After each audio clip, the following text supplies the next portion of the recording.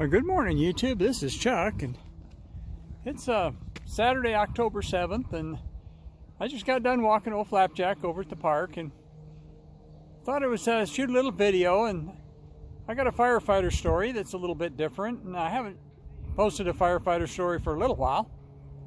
So this one actually is a story about a particular fire, and to tell you how I got to thinking about it is I've amassed a lot of t-shirts over the years, and I got quite a big bundle of them in my closet. And so every once in a while I'll dig down to the bottom of the stack and find something I haven't worn in a long time, and I'll wear that one. And I did that a couple days ago, and this is the shirt that I ended up digging out and wearing. Whoop, the wind just blew it off on the ground. I had to stop it for a minute because the wind blew it off and it was on the ground under the truck, and I had to dig it out of there. But anyway, this is about the water wheel fire, which is a fire we had here back in 2009. And I worked on that fire, and I thought it'd be an interesting story to tell you. It was the last big project fire I worked on before I retired. And so to tell about the fire, the best thing to do is to tell a little bit about the t-shirt. Well, those of you that aren't familiar with the wildland firefighting, it's kind of a culture. And there's a group of people that have been doing it for years that follow the fire season all over the country as it moves. And most of the big, what they call project fires, and project fires when they assign a Type 1 or Type 2 incident management team to it, well, they have vendors that follow those fires around, and they offer fire t-shirts. And it's kind of a souvenir to commemorate the individual firefighters who worked on that fire. And so a lot of the guys that have been doing it for a while have quite a collection of fire t-shirts, and I'm no exception. And I dug that one out the other day, and out from the bottom of the stack, and decided to wear it. And when I was a chief, I didn't go to as many of the big fires as a lot of the other guys did. But when I'd send somebody to a fire, and I did it quite often, I'd tell them, while you're there, if you get a chance, bring me a shirt. And then when they come back, I'd pay them for the shirt. And so I had quite a collection of fire shirts, even though there were a lot of the fires I was never on. But this particular one I was, and I want to tell you that story, but I think the best way to tell you the story is to tell you the story from where it happened. So we're going to do that. The fire started up on this hillside, and as you can see in the years since then, the brush has grown back quite a bit, but it was real heavily brushed. Now if you look up this direction, that geological feature up there is not the Mogollon Rim. That's actually what's called the Little Diamond Rim. And I'll give you a little more of a pan around here to show you where we're at. This is a very popular trailhead hiking spot, and this is of course Saturday, so there's a lot of people here. The only parking place I could find was out here along the road, and I'm only going to be here for a couple of minutes. But anyway, let me tell you a little bit about it. The Little Diamond Rim is a secondary geological feature to the Mogollon Rim, and there's a gap here where the East Verde River flows through it, and this trailhead goes to a place called Water Wheel, which is a popular swimming hole, and that's why there's so many people here. Well, this area right here, now it's blocked off, but it was a parking area at the time. And this section over here that I'm showing you, it had not been put in yet. Now there's restrooms and paved parking and everything else over there. And as you can see, it's even overflowed now because this, like I say, this is Saturday. It's a nice day. There's a lot of people here. The river's right over there. You can see the trees along the river. And you can see the hillside on the other side over there, give you an idea on what it looked like over here before the fire. Well, what happens here is right now, looking at me, you're looking basically due north. And the prevailing winds come from the south and the southwest in here. And they have a tendency to funnel right through this little gap in the Little Diamond Rim. So it's a lot of times it's windier here than it would be on either side of it. So what that means basically is when the fire took off, and this was in August of 2009. Now August is during our monsoon season, and we'd had a little bit of rain, spotty rain, but this particular spot right here had not had any precipitation at all, so everything was still pretty dry here. So when this fire started, and the fire was probably human caused, I'm not sure that the Forest Service ever did come up with an official cause on it. But anyway, when the fire started here, it took off. It started running, spin you back around here. Here we're looking kind of to the southwest, and so the wind was kind of funneling around and pushed the fire up in this bowl right up in here and pushed it up that hill. And up here a little ways, it jumped across the road, blocked the road pretty early on, burned off this hillside right here pretty quick. Well, if you look, you can't really see it from here, and I'll show it to you better when I move, but this will give you an idea on where the fire actually started. Now, if you follow this road further north, a couple more miles, it goes up over a ridge, which you can't really see from this spot. There's a Tesla. And anyway, burns into a little community called Whispering Pines. Well, the fire was taking off moving that way pretty fast. And I'll explain to you here in a couple minutes why that's important. There's some people that just ended up stopping here and they got their coolers and all that kind of stuff and they're headed down toward the river. So anyway, I'll be back with you again here in just a second. But this area right in here is right where the fire actually started at. Panning around here gets you into the sun a little bit. You can get a general idea of what the country looks like and why it's a popular recreational spot. Well, now we're backed up a little bit to a bridge across the East Verde River, and we're a beautiful little spot down here. I can give you a quick, show it to you quickly down here. I don't know how well it'll show up for the sun, but let me spin around this way, maybe I can get the light right. But this will give me a little bit better opportunity to sit here on the edge of the bridge and get the light right to tell you a little bit more about the fire, get away from all the traffic and all the other people. There's quite a bit of traffic on this. Like I say, it's a Saturday. But the first unit to arrive on the scene was actually the brush truck from my little volunteer station. And it had a crew of two, and there were the captain on it was a very seasoned firefighter. He's actually retired from Cal Fire out of California, so he'd been on many years of brush fires, and so he knew what he was doing. So they tied in with there was a Forest Service unit arrived right behind them, so they started off anchoring what's called the heel of the fire. Now when the fire's moving away from you, I'm having trouble holding the camera steady for some reason. When the fire's moving away from you, you're at what's called the heel of the fire. If you're out in front of the fire, that's the head of the fire, and then the two sides are called the flanks. So their first assignment was to try to catch the heel of the fire so it didn't go move in the opposite direction. It was already burning pretty good and it was headed away from them, and so they started cutting brush and started setting up what they call a progressive hose lay along the heel of the fire to keep the fire from hooking back on them. It's pretty important. So anyway, right over the top of that ridge, I'll show it to you here in a second, was the little community of Whispering Pines. Now where we're located here, and I can't show it to you from right where I'm standing, but I'll show it to you here in a minute because I'm going to walk back up across the bridge a little bit.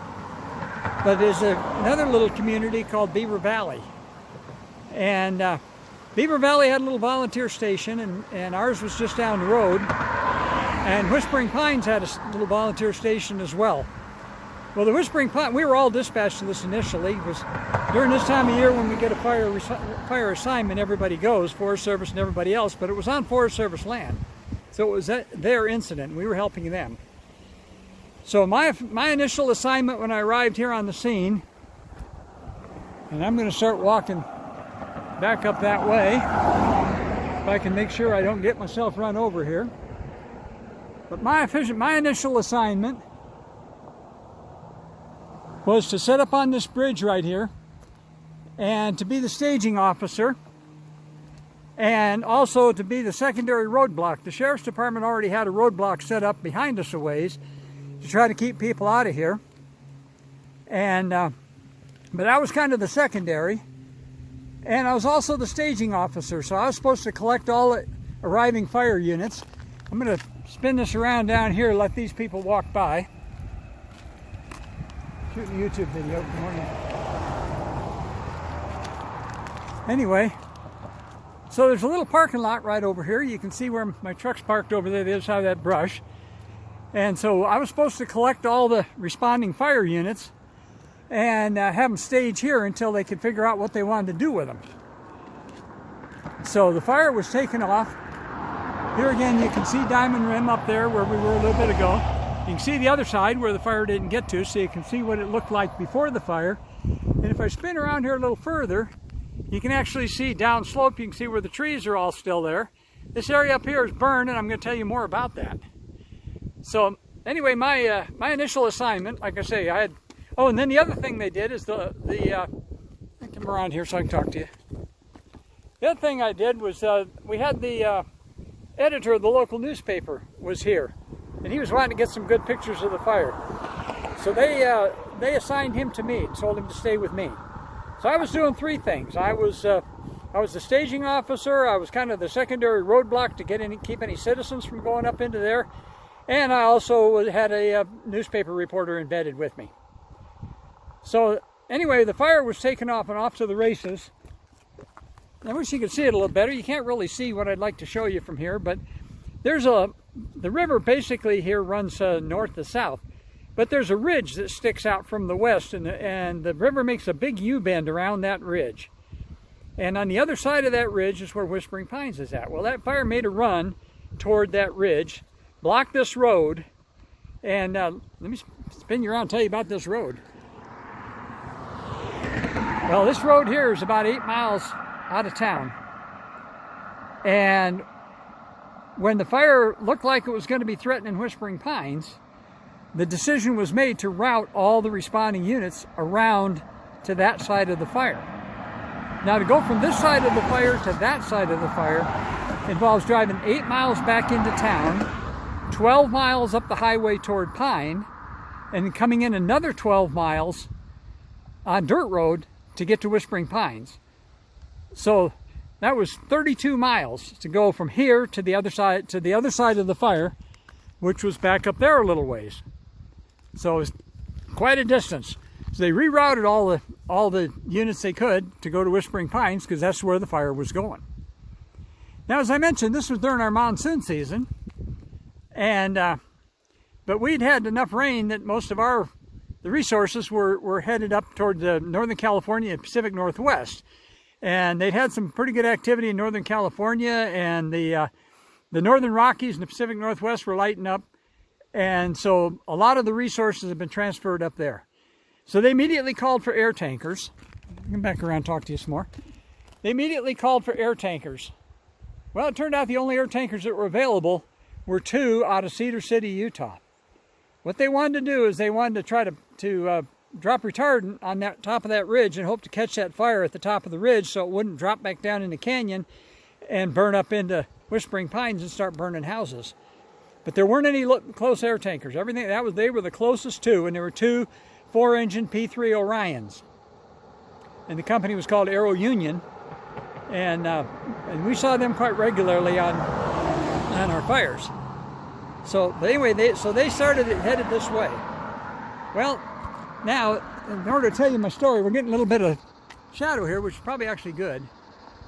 But right up about where those 2 little streaks of clouds are. The Mogollon Rim is back there just a little ways. You can't see it from here. But I had a storm cell build up right over the rim. And this fire was going like heck, and they assigned everything that was coming to me, they assigned to go around the other side. So I ended up with 2 structural engine companies out of the local fire stations, 2 volunteer engine companies. And they were assigned to me, and I was the rear guard action to try to protect. I got to walk a little bit further forward here to show you. And right back over behind these trees are houses, and that's the community of Beaver Valley. So anyway, my assignment, I'm going to spin this around again. So my assignment transitioned from being staging officer to being assigned for structure protection at Beaver Valley in case the fire started moving that way. So, but we were at the heel of the fire. There's no smoke here. Everything's blowing the other direction. And the newspaper editor and I were standing there on the bridge just watching the action. Well then, right up about where those two little streaks of clouds are in the middle of the picture, there was a thunderstorm cell formed up. Remember, this is monsoon season. They pop up, thunderstorms happen everywhere. And all of a sudden it popped up kind of right over the fire. The heat of the fire might have had something to do with that. But it formed very rapidly and it moved into the north end of the fire. And it started raining, and then it started hailing. Well, from a fire standpoint, that was good, but we had outflow winds come in. And the outflow winds started blowing the fire in every which direction. Well, they'd already, because of the potential for this fire, they immediately had ordered up a Type 2 incident management team and started setting up a fire camp down the road a ways. And they were getting ready for this one to be a big one because they were expecting it to burn through Whispering Pines and burn a bunch of houses.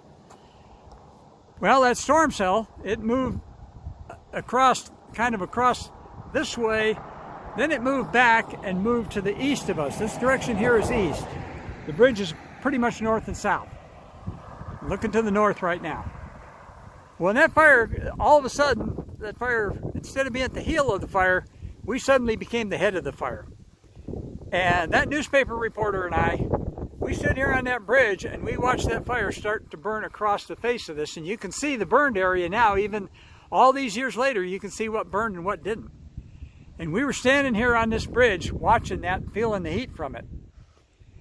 Now, real early on in the fire, the little community back over here, the little community of Beaver Valley, and I don't know, maybe I can walk across the way here and show you some houses because they're over there. Trees are all leafed out now, and there's no one good place to stand to tell you this whole story. But, yeah, there you can see the peak of a house. You can see how close they are. You can see the roof of a house right over there. So anyway, so the sheriff's department and the two engine companies that I had assigned to me had gone in there as a precaution to start evacuating everybody out of Beaver Valley. And everybody, you know, the fire was no joke, and everybody was leaving. So we had probably a half a dozen sheriff's deputies and my two volunteer engine companies, and that was what we had down here. Well, all of a sudden, when that fire changed direction and started making a run at us, then the whole situation changed. But everybody was either on the way or already on the other side of the fire up at Whispering Pines. So, you know, within 24 hours, we had lots of resources, but right for that time, we didn't have anybody but us. And so we pretty much got the residents to all leave, except for the ones that refused to. So let me walk back across the way over here. There's quite a bit of traffic here. Like I say, I probably should have filmed this on another day other than a Saturday. But this is the day that kind of struck my fancy, so I decided to try it. So anyway, we stood on this bridge, and I was assigned to structure protection, so I was in charge. But I was also the safety guy.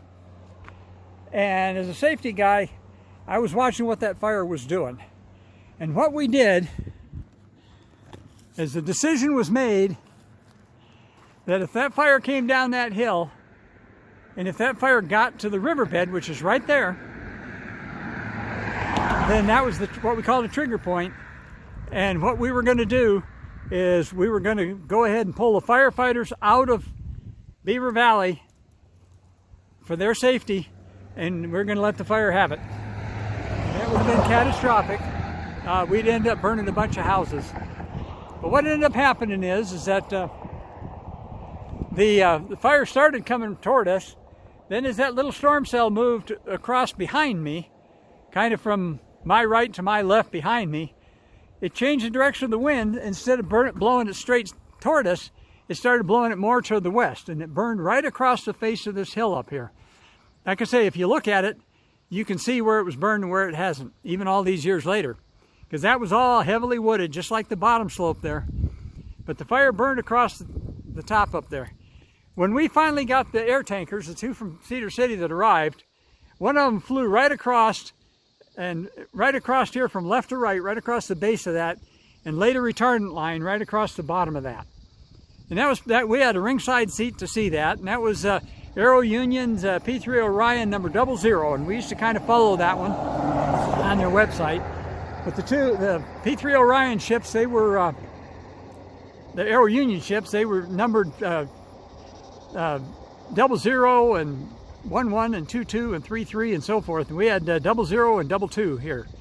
They came and laid a retardant line right across the base of that. Now, retardant lines basically don't put out fires, but what they do is they slow them down. And so we had a ringside seat. I had pictures of it. They were on my cars. Sounds like everybody and their dog wants to drive by right now. But anyway, I had pictures of all that stuff on my laptop, and my hard drive crashed, and I lost a bunch of pictures. I lost thousands of pictures. I backed them up, but I didn't back them up well enough. And I think I do have that one backed up somewhere, but I've got a accessory drive somewhere, and I can't find it. But I think I've got a lot of my pictures on that. One of these days I'll find that, and I'll start using them. So anyway, the fire stopped right up there. You can see the line where it stopped. We never did have to evacuate the firefighters out of Beaver Valley. The fire ended up burning 774 acres. And that's from the top of that and back a little ways on top of that, back up the hill here, across the road, back up on the other side there a little bit. You can't quite see from here.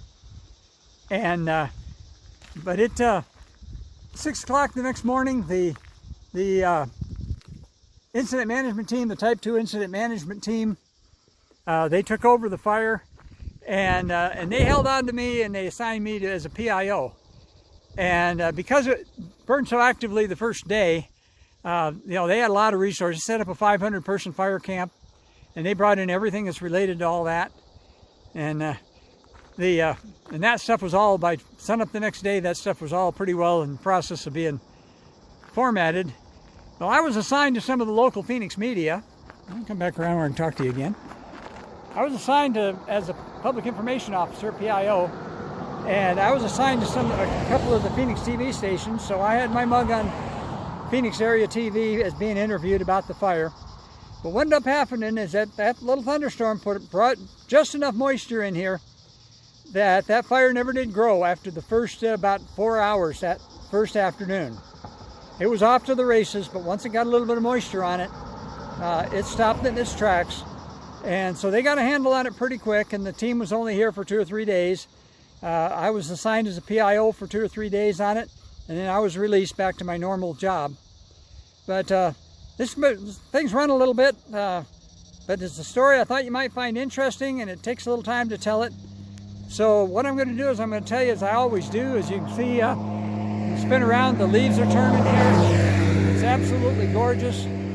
So take care of each other, love each other.